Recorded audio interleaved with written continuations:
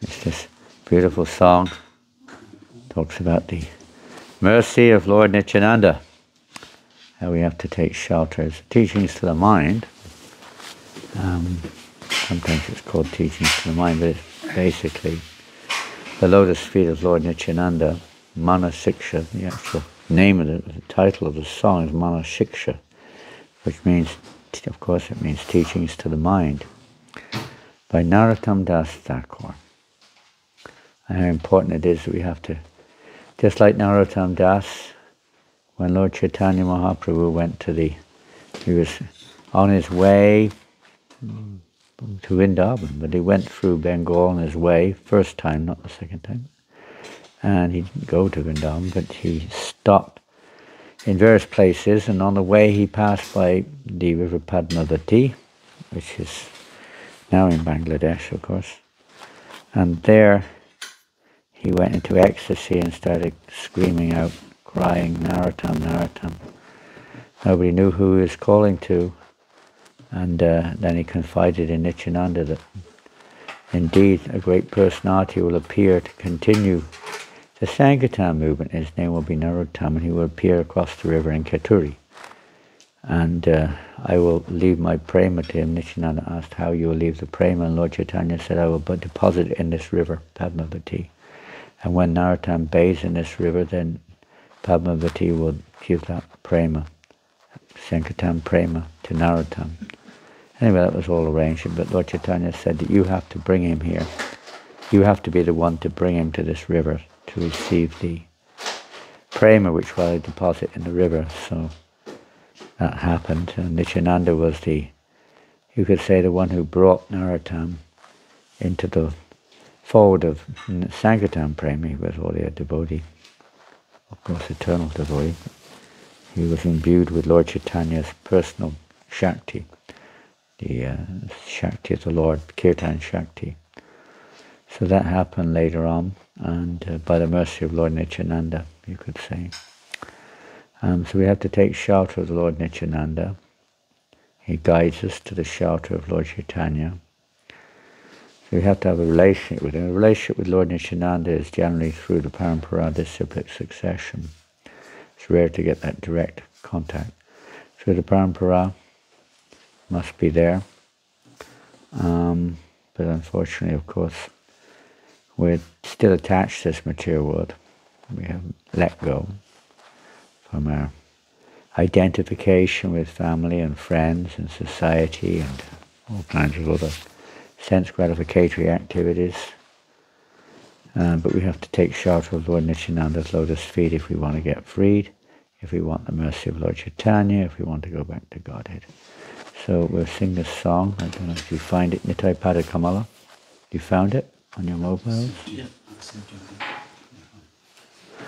Hare Krishna.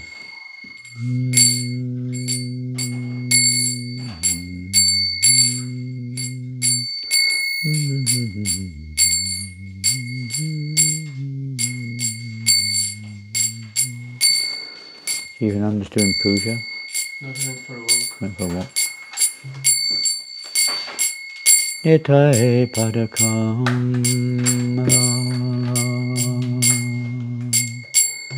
Koti Chanda Sushita Nitai Padakam Koti Chanda Sushita Ye Chayai Jagata Jurai Ye Chayai Jagata I see the fruit is on the plates, is that right? The fruit is on the plate. The prasadam is on the plates. Is that what I see? No, just... Looks like it. What is on the plate? Some fruit is on the plate. Fruit is on the plate. It looks like it. Just a tip. I don't know if you know that, but fruit, when you cut fruit, it loses its energy, it loses its value very quickly. You have to either keep it covered or don't cut it until you're eating it. For the offering, of course, you have to cut it, but only that much. It becomes, I know the percentage, but it really loses its potency very quickly when you cut it. It becomes exposed to the air, starts to debacterialize, and loses its actual value. That's why it has covers on it. That's why it has skin. That's to preserve all the Shakti or the prana within the fruit. Powerful. When you cut it, it loses a lot of its value. So cover it.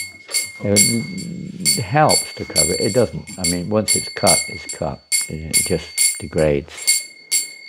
It's still there. There's still something there, of course, but it's nothing what it should be. So it's not good to leave it lying around for a long time exposed. Some things it doesn't make much difference.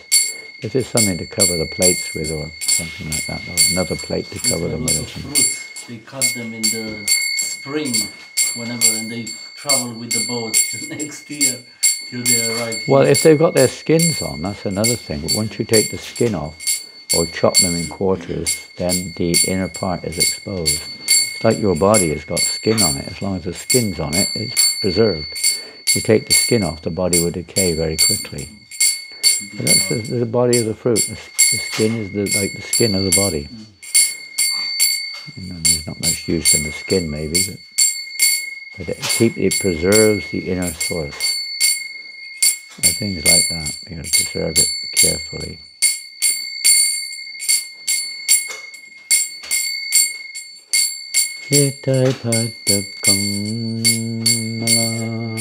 Even more with juice. When you make when you make fruit juice, it degrades in no time at all, practically, if you leave it exposed. It has to be kept in airtight containers.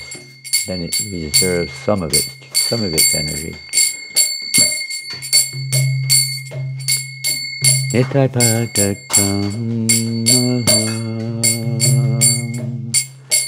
Koti Chandra Sushitala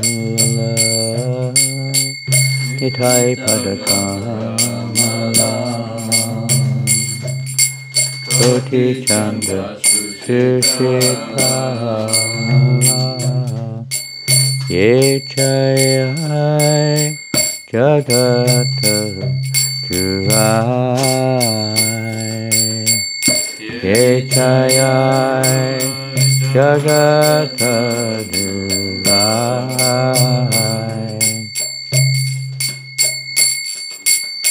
Heno Nitai Vinibai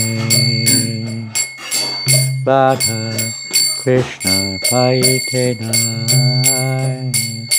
Heno Nitai Vinibai Radha Krishna Paitenai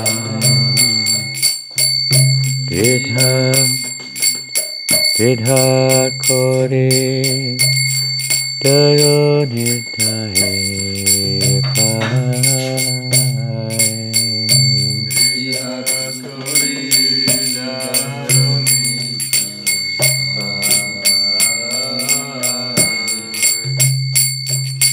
Se Samvandanahi Char Peta Dhamma Gelota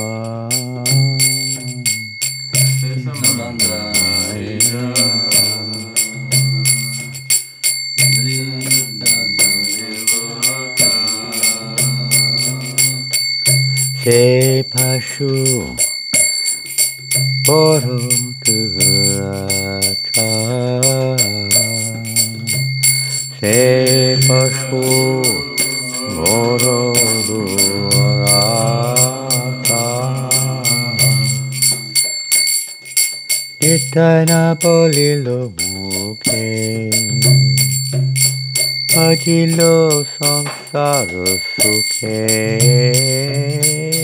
Bejakule Ki Koribe Ta Nitana Bolilo Mukhe Ajilo Samsara Sukhe Bejakule Ki Koribe Ta Ahankari mato hoya Nitai pada pasariya ahankare mata hoya Nitai pada pasariya astatyere satya korimani asatyere satya korimani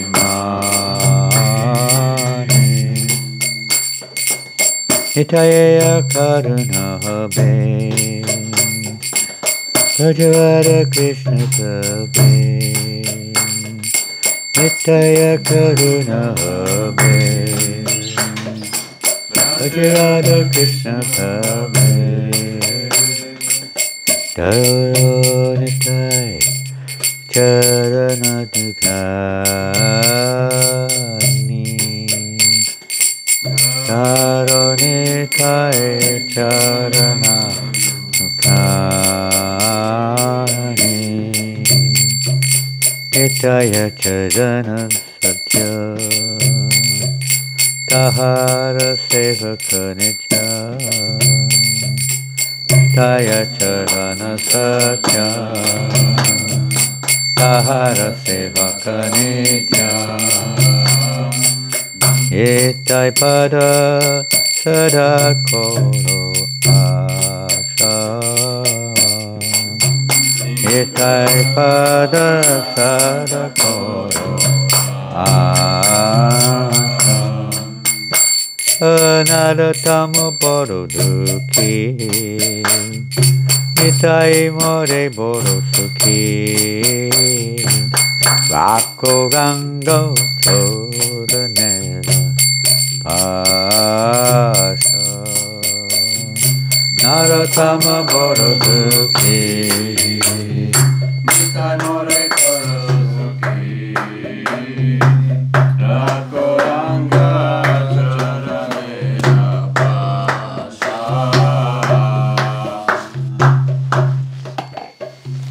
Hare Krishna Krishna Krishna Hare Hare Hare Rama Hare Rama Rama Rama Hare Hare Hare Krishna Krishna Krishna Hare Hare Hare Rama Rama Rama Hare Hare Krishna Krishna Krishna Hare Hare Hare Rama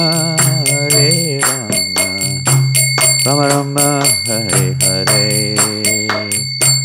Hare Krishna Krishna Hare Hare Hare Rama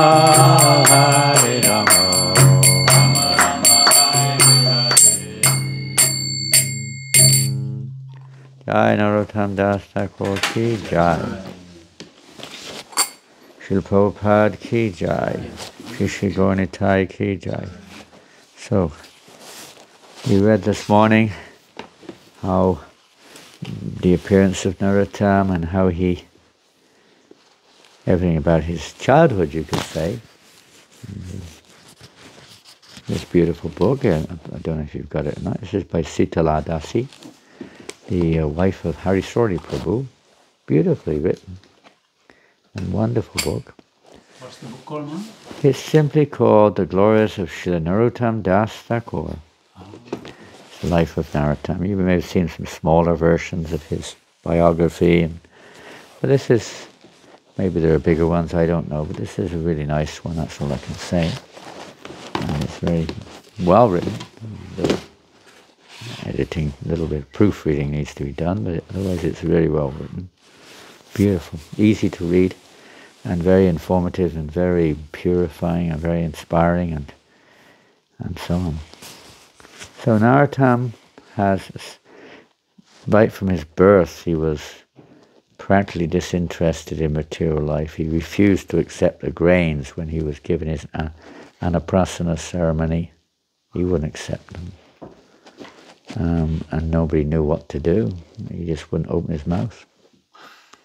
6 months old or whatever. He wouldn't open his mouth. I mean, when he was born, the predictions were phenomenal. The only prediction which was worrying was one astrologer said, "Be very careful, rivers are very dangerous for this boy. Don't take him to a river."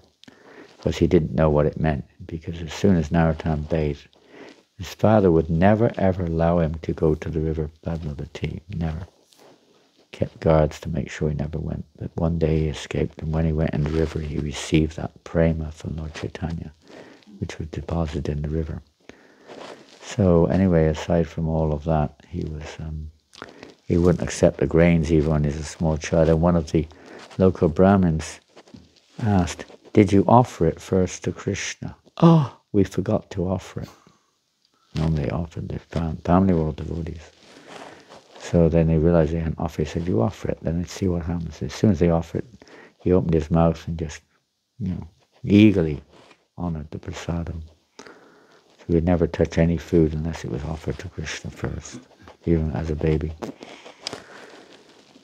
So eventually he managed to, he was, especially after being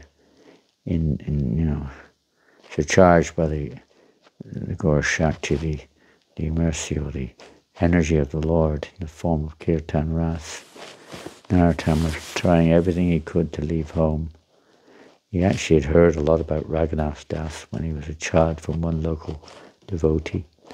So he always aspired to become like that. So one day he got the opportunity to leave home, and he escaped. And with all kinds of difficulties on the way, it's too much to speak about. But he eventually arrived in Vrindavan. He'd been given this order by Lord Chaitanya Mahaprabhu, had told him he instructed him he should go to Vrindavan and so on. So he eventually, Lord Chaitanya had left the world many years before, but he never actually met Lord Chaitanya. Within, he was getting this direction, confirmations. Mathura. So he's arrived in Vrindavan, Mathura. By the end of 2 months of walking, Narottam was emaciated, and his feet were severely cracked and blistered. He was a prince. His father was a king. His mother was a Raj and Rani, and he was the only son, pet son. Everyone loved him. And so this was quite a break from, you could say, normality. By the end of 2 months, he eventually arrived there. Yet his excitement continued to increase with every step. He was nearly mad with anticipation. One day, as he stepped into a clearing, he tried to get his bearings and gauge how much further it was to Vrindavan. He thought he saw a city on the horizon. Nearby he could see a farmer ploughing the field. He called out a greeting, ran up to him and asked, "Is that a city ahead of us?" The farmer eyed Narottam curiously.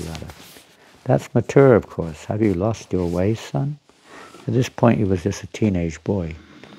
Literally just reached maturity, young teenager. Hearing the name Mathura, Narottam fainted. When he opened his eyes, the bewildered farmer was peering down at him. "Are you all right?" Narottam was so excited he could hardly speak.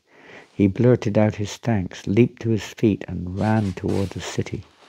Entering the busy metropolis, he found himself before a huge, ornate gateway. "Where am I?" he asked a local resident. And the local resident said, "Why, this is Rangabhumi, the place where the colossal elephant, Kuvalayapida, blocked Krishna's entry into the wrestling arena." The man pointed to another site down the road, and over there is where Krishna and Balaram wrestled the giants Chanura and Mushtika. Delirious with joy at having at last found the places of Krishna's pastimes, Narottam rushed to the site of Krishna's birth. When he arrived, he fell flat on the ground and offered prayers. Then in ecstasy, he hurried to Vishram Ghat to see where Krishna had bathed and rested after killing Kamsa. Refreshing his own tired body in the same cooling waters Narottam couldn't believe his good fortune. Was it true that his body was touching the same sacred Yamuna? Was he finally so close to Sri Vrindavan Dham? He sat on the Yamuna's sandy bank and watched breathlessly as a coral sun set over the dusky horizon. Overwhelmed with joy, Narottam sang prayers in glorification of Krishna. An elderly Brahmin passing by heard Narottam's sweet voice and noticed that although the boy's dusty body was emaciated and his scant clothing tattered and worn, he was glowing with happiness and appeared wrapped in meditation. Fascinated by this charming youth, the Brahmin quickly went home and made Narottam a large plate of prasadam. Rushing back to the bank of the river, he called sweetly, "Oh child, please come and eat." Narottam looked up from his singing and smiled brightly, touched by the Brahmin's generosity. He and the Brahmin then shared the sumptuous prasadam together, relaxing on the bank of the Jamuna. Innocently, Narottam asked, "How is everything in Vrindavan? Are Sri Rupa Goswami and Sanatan still busy writing books?" The Brahmin's face darkened. Narottam tensed. What's wrong? The Brahmin turned to stare at the river, unable to look into Narottam's eager eyes. Sighing heavily, he gazed into the flowing current, tracing a finger awkwardly through the damp sand. Narottam took hold of the Brahmin's feet. "Please tell me what's wrong." The Brahmin remained silent. Then, letting out a heavy sigh, he turned and looked deeply into Narottam's eyes, his own filling with tears. "My heart aches to tell you," he faltered. "Rupa and Sanatan." He broke off and wiped tears from his eyes. They have both left this mortal world." Narottam didn't respond immediately. Stunned, he stared at the Brahmin in disbelief. Then, his heart pounding, he searched the Brahmin's face. Could this really be true? The Brahmin continued, "Not only them, but Raghunath Bhatta and Kashishvara Pandit. They have also returned to the Lord's abode." Narottam could bear the pain no more. Jolting as if struck by lightning, he collapsed into the soft sand of the bank. Nearly senseless with despair, he struck his head on the ground again and again. "Oh Rupa, oh Sanatan, where are you? Raghunath Bhatta, Kashishvara, why have you left me here alone? Is my heart made of stone that I still live after receiving such news?" Narottam's tears flowed hot and fast. "How is this possible? I've been waiting my whole life to meet these great personalities. I plotted, I planned, I hoped, I dreamed. I endured so many hardships and walked for so many miles." He gasped for air, a fresh wave of tears welling. "Now, in one ghastly moment, my hopes have been shattered." Sick with grief, he sobbed uncontrollably. "I'm so unfortunate. I was born too late to take part in Sri Chaitanya Mahaprabhu's pastimes. Now again I am cursed, and I've lost the chance to associate with his devotees." Narottam sat stunned and silent like a lifeless doll. The Brahmin was distraught to see Narottam's state and tried to comfort him by embracing him. "Please don't cry, my son. I understand your disappointment, but there are still many great devotees in Vrindavan, and you can still meet them." Narottam blinked back his tears and nodded weakly. "Why? Sri Raghunath Das Goswami, Sri Jiva Goswami, and many other wonderful Vaishnavas are still with us." Narottam did not dispute that there were other devotees, but Rupa and Sanatan were his childhood heroes. He had been waiting for years to meet these great souls, who were direct associates of Chaitanya Mahaprabhu. They were irreplaceable. What was the point of even going to Vrindavan now? What was the point of even going on living? Sensing the depth of Narottam's despair, the Brahmin didn't dare to leave him alone that evening. He stayed with Narottam, and they talked late into the night. Finally, fatigue overtook them and they fell silent. Although Narottam was tired, he couldn't fall asleep. He stared up at the multitude of brilliant stars in the clear night sky. Suddenly, all the great souls he had longed to meet were before him. Sri Rupa, Sanatan, Bhata Raghunath and Kashishvar Pandit came forward and embraced Narottam, showering him with their blessings. Each of them spoke to him lovingly, pacifying him and encouraging him to go to Vrindavan. They reminded him of Sri Chaitanya Mahaprabhu's instruction that he was to be initiated by Sri Lokanath Goswami. Narottam felt boundless happiness in their company. Then as suddenly as they appeared, they vanished. Narottam sat up and looked around in all directions.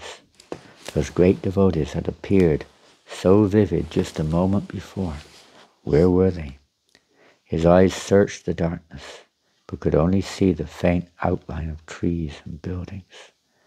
He desperately wanted to see them again. The elderly Brahmin had been fortunate enough to witness the vision and hear the transcendental discussion.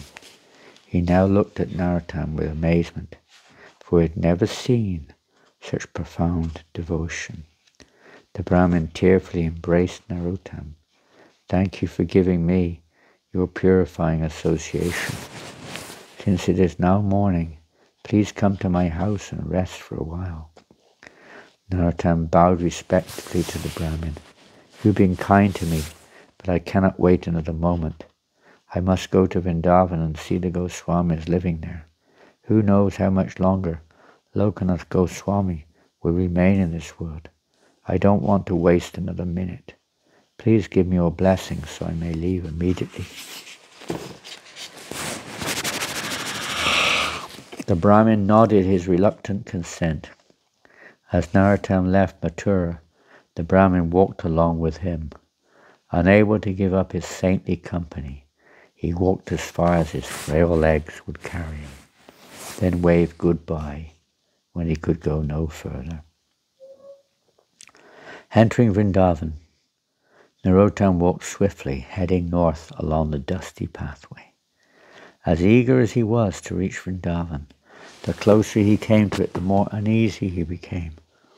How could Lord Chaitanya have sent such a low and unqualified person as me to this sacred lap? I know so little about spiritual life. Will a great soul like Sri Lokanath Goswami accept me as his servant? Will Sri Gopal Bhatt allow me to touch his lotus feet? Will Sri Jiva Goswami love a fallen soul like me? As he neared the transcendental land of Vrindavan, Narottam's heart raced and his body trembled. He was becoming overwhelmed by the intensity of the spiritual atmosphere that permeated everything around him.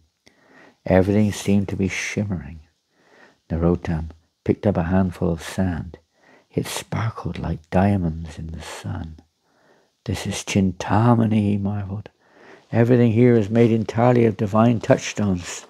This land is identical to Krishna's transcendental abode in the spiritual sky, Goloka Vrindavan. He let the sand slip through his fingers and momentarily closed his eyes.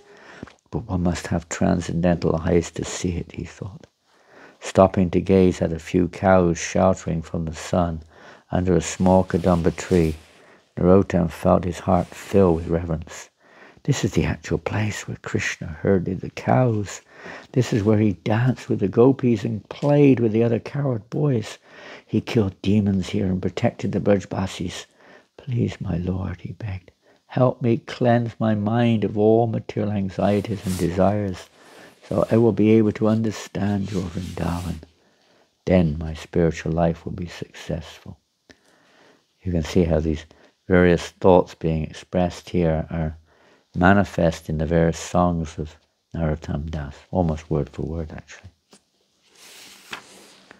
Entering a forest thick with tulsi plants, Narottam gazed up at a magnificent banyan, then other trees, neem, mango, kadamba, all spreading their bright green leaves under the clear blue sky. He watched monkeys scamper through the trees and flocks of bright green parrots chirping and swooping in and out of the leaves. Spellbound by thought, every living being in Vrindavan is special. When Krishna was present here, all the residents of Vrindavan, even the birds, trees and cows, were absorbed in trying to please him. That was their spirit. They loved Krishna so much that they had no care for their own happiness. They simply wanted to make Krishna happy. How wonderful it would be to be so unselfish and loving. A peacock's loud, mournful wail filled the air, sending shivers up Narottam's spine. His thoughts turned to Lord Chaitanya during the Lord's first journey to Vrindavan. He had become mad with ecstatic love for Krishna when he heard a peacock's call or a cowherd boy playing a flute. In his ecstasy, Lord Chaitanya asked the birds and plants if they had seen Krishna. Now here I am in that same transcendental land of Vrindavan, Narottam thought, hearing the same sounds and seeing the same sights as Sri Chaitanya Mahaprabhu. Narottam's ecstasy increased with every step he took. Tears flowed from his eyes so profusely that he could barely see the path in front of him. The pathway widened, and several sadhus joined Narottam on the road. They passed clusters of small mud huts, and Narottam asked his companions, "Have I reached Vrindavan?" The sadhus nodded and chanted, "Radhe, Radhe." Intense love swelled again in Narottam's heart. He was actually in the topmost holy dham. He knelt down and touched his forehead to the ground, then smeared the dust on his head, to think that not only did Lord Krishna walk on this ground, but so did Mahaprabhu.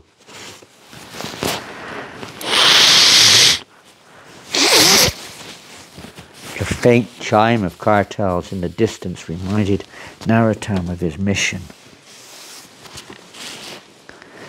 He stood up and squinted into the distance. Kartals means kirtan, and kirtan means devotees. Maybe Lokanath Goswami, Gopal Bhatt Goswami, or Jiva Goswami were there. He could just make out the outline of a temple. A group of barefoot village women balancing clay pots filled with water on their heads came down the path, talking and laughing. Narottam interrupted their chatter. "Excuse me, dear ladies, what temple is that, please?" Peering at him curiously through their veils, one of the women answered, "Govindaji Mandir." Narottam thanked her and then broke into a run toward the temple. Breathless, he entered the courtyard and then fainted in ecstasy. It seemed that news of his arrival had spread quickly, for when Narottam opened his eyes, he found himself surrounded by a large group of curious devotees. He was surprised to hear one of them announce to the rest, "This is indeed Narottam." This unfortunate devotee leaned over him. His face radiated strength, warmth, and love. "Narottam," he said softly, "welcome to Vrindavan.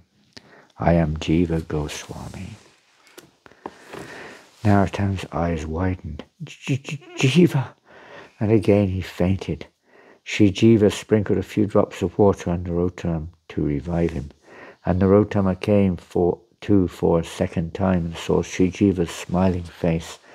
Narottam slowly sat up and the devotees gathered around closer, lovingly welcoming him. The head priest of the temple brought garlands worn by the deity and placed them gently around Narottam's neck. Narottam was floating on a cloud of ecstasy. His long-cherished dream had finally come true. "How do you know who I am?" Narottam asked Jiva Goswami. Shri Jiva smiled enigmatically and then said, "Sri Chaitanya Mahaprabhu told us of your birth and mission years ago. All the Vrindavan devotees have been waiting eagerly to meet the special devotee destined to carry out the Lord's order. We are elated to finally see you face to face. Come, Narottam, Jiva said, and take darshan of Sri Govindadev. Narottam's entire body trembled with ecstasy as he followed Sri Jiva into the temple room. Falling flat before Sri Govindadev, he cried out heartfelt prayers of gratitude. On rising, the Pujari, Sri Krishna Pandit, brought the Lord's garland and placed it around Narottam's neck. Again, Narottam fell to the ground in thankful obeisance. After darshan, Sri Jiva introduced Narottam to the other devotees and brought him some prasadam. Then Narottam bathed and rested. After Sri Jiva asked, "There is someone I want you to meet.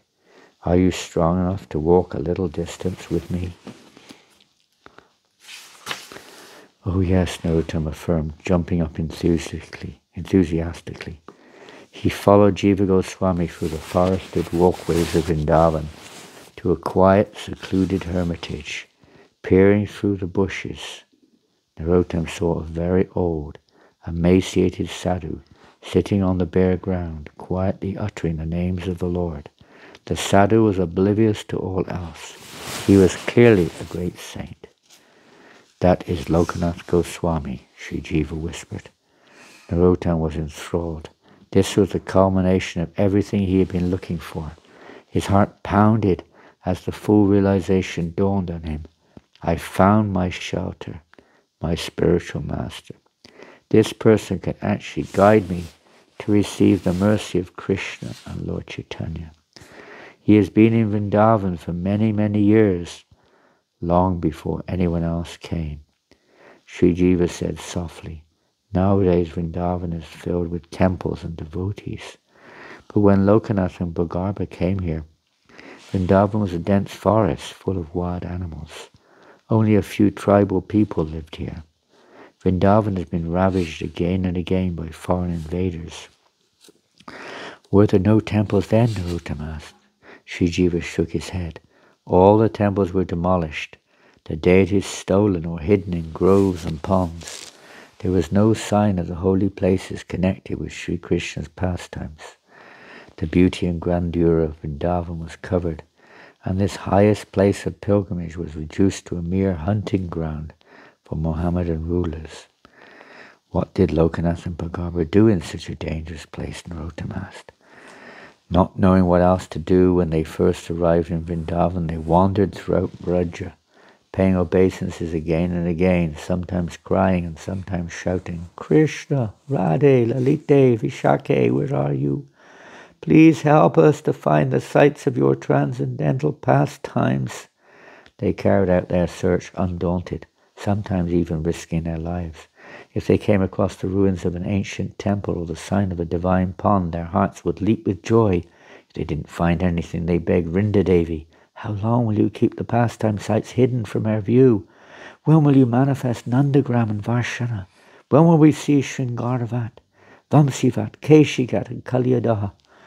Narottam listened intently as Sri Jiva continued.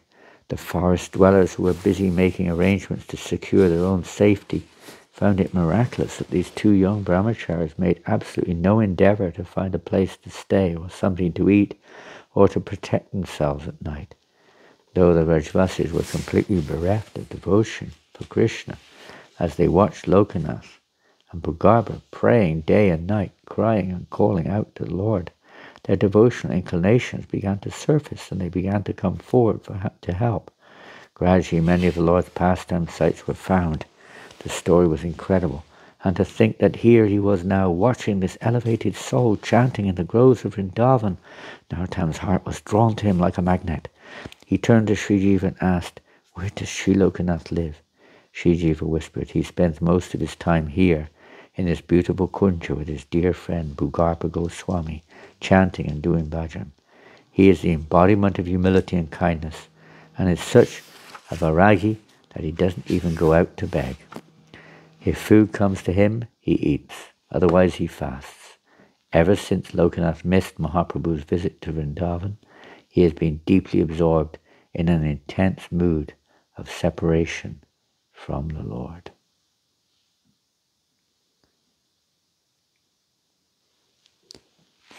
"Miss Mahaprabhu's visit?" Narottam asked. "I thought Sri Chaitanya Mahaprabhu Mahaprabhu had promised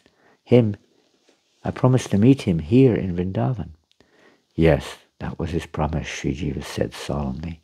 But after many, many months alone in Vrindavan, Lokanath and Bhagarva heard that Mahaprabhu had taken sannyas and had gone on pilgrimage to South India.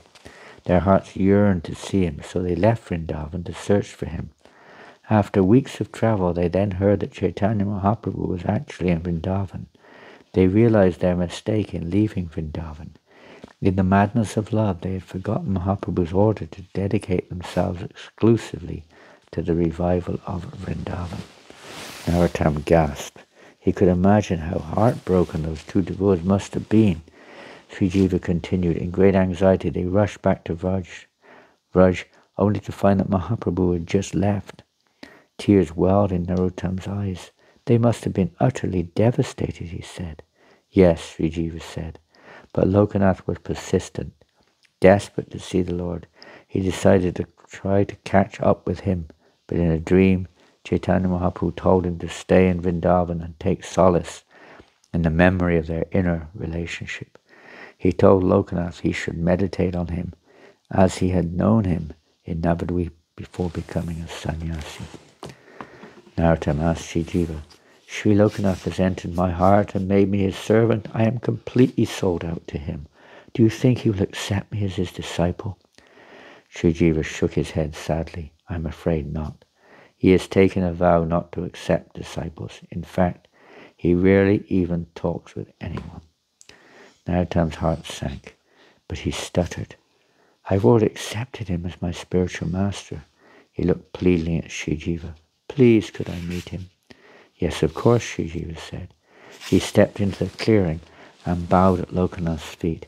Softly he announced, the son of the king of Keturi, Narottam, has just arrived from Bengal. Sri Lokanath looked up from his meditation and glanced at Narottam, who was still standing in the bushes. Narottam hesitatingly stepped forward and fell at Lokanath's feet.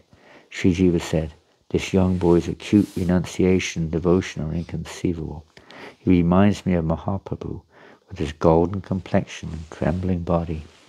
Lokanath Goswami smiled brightly at Narottam, tears welling in his eyes. I knew you would come.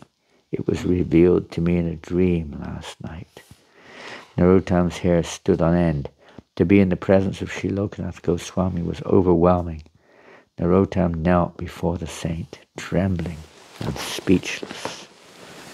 Sri Jiva invited Lokanath to take prasadam with them at the Govindaji Mandir, and to Narottam's delight, Sri Lokanath agreed. Walking behind the two stalwart devotees, Narottam marveled. Can this truly be happening? Will I wake up in a moment and find myself back in my father's palace in Keturi? For so many years I listened to stories about these great saints, Chaitanya Mahaprabhu's associates. I spent hours imagining how they looked, how they walked, what they talked about. I used to cry, wondering whether I would get the chance to see these devotees. Now I am here, walking behind the exalted Acharya Sri Jiva Goswami, nephew of Sri Rupa and Sanatan, and powerful leader of Sri Chaitanya's movement. He must surely be one of the greatest philosophers of all time. He actually went on a pilgrimage of Navadvip with Lord Nityananda himself. He personally talked to and walked next to Nityananda Prabhu. Narottam bent down to scoop up some of the dust from the footprints of these two great souls. He shivered in ecstasy as he sprinkled it on his head, thinking, Sri Chaitanya Mahaprabhu actually embraced Sri Lokanath Goswami with his own arms. These devotees are players in the great epic of Sri Chaitanya's transcendental Leela, and here I am, the most fallen, insignificant soul, stumbling along behind them. When they arrived back at the Govindaji Mandir, 3 seats were arranged for them to take prasad together. Narottam didn't feel qualified to eat with these two great personalities, so he hesitated to sit down. But Sri Jiva motioned to him, insisting that Narottam join them. During the meal, Sri Jiva asked Narottam to tell Sri Lokanath Goswami how he came to Vrindavan. Shyly, Narottam related how he had received the mercy of Sri Chaitanya Mahaprabhu from Padmavati Devi. Concluding his story, he said, "Actually, I have no right to sit with you and eat prasad. I do not even have a guru." To Narottam's surprise, Lokanath Goswami laughed heartily at this. "Sri Chaitanya Mahaprabhu, the Guru of the universe, has given you divine love, the same love most devotees pray to attain their entire lives. What more do you want? What is the value of having another Guru?" "Prabhu," Narottam said humbly, "if you permit me, I would like to explain why I want to be initiated and why it is you that I want as my spiritual master." Lokanath nodded, encouraging him to speak. "It is true that Mahaprabhu is the only real Guru, but it is his order that I take initiation from you. The Lord personally told me this in a dream." Seeing that Lokanath was unmoved by this, Narottam continued, "Sri Chaitanya Mahaprabhu is the spiritual master of the whole world. Still, the Lord himself set the example of accepting a spiritual master. And all the Lord's associates and followers also accepted spiritual masters. The spiritual master's orders are the life and soul of the disciple. Simply by following the spiritual master's order, a disciple attains all perfection. A guru guides his disciple in practical spiritual life. I have no guru, so who will guide me on the path of devotion? Unless one serves a pure devotee, he cannot attain liberation by directly serving Krishna. He must serve the servant of Krishna, who has ever been elevated without rendering service to a pure Vaishnava." Again, there's, I go, H.I. Vaishnava Seva. H.I. Vaishnava Seva Nistara Payecha Keva. Those are the exact words he said here. Without serving an elevated Vaishnava, no one can go back to Godhead. "Yes," Lokanath replied, "certainly a guru is required, but one must find a qualified guru. I cannot even become a devotee myself, so how can I help you?" "Please, Prabhu," Narottam begged. "People call me a prince, but actually I am a beggar. I have renounced the world and have come here in the hope of finding Krishna, but I am like a ship without a rudder. I am not able to find the path along which I should travel. It's not possible to find Krishna without the mercy of the Guru." Lokanath waved his hand dismissively and said, "The scriptures recommend that an aspiring disciple chant the holy name of Krishna for at least 1 year before he is eligible for initiation." Narottam nodded, saying no more. He accepted this within his heart as the first order of his spiritual master. Shri Narottam Das Thakur ki jai. Shri Lokanath Das Goswami ki jai. Shri Jiva Goswami ki jai. Gaur Premanandi. Hare Krishna. Haribol. Nice book, huh? So nice. That's what I read this morning. Started this morning. I think we could read it in a day if we did nothing else. Don't want to stop. I don't know. I have to write to Sita. I must have read most of this before, so there's some marks in here and there. Can't remember reading it before. Where can you buy this, Mark? Huh? Where can you buy this? No idea.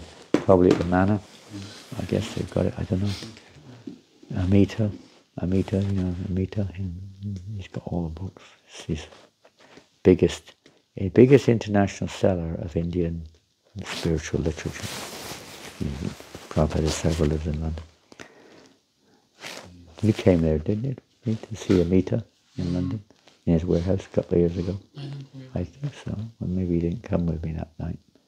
I went to see him a couple of years ago in his warehouse in St. Albans. Yeah.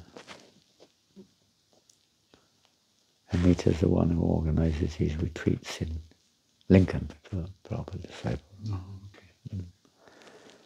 Yeah, nice devotee. Do you have this book? I have to get all of that. I've got a book called Narottam Vilas.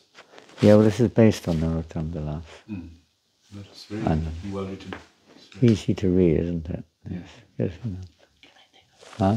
Can I take a photo Photo of what? of the cover? If you want to. We have to come on. They do something like that. I don't know what I'm supposed to do here. There you go. Thank you.